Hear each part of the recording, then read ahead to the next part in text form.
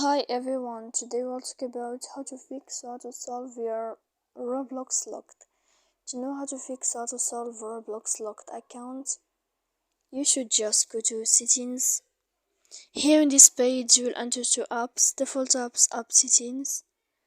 After that, in this list, you will search about this app of Roblox. When you will find it here, you will enter to first stop and you will click OK. Then you will enter to storage.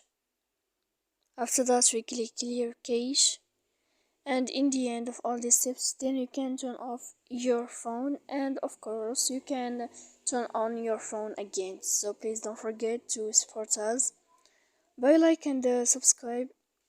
See you next time in another video, and thank you for your attention and your watching. Goodbye.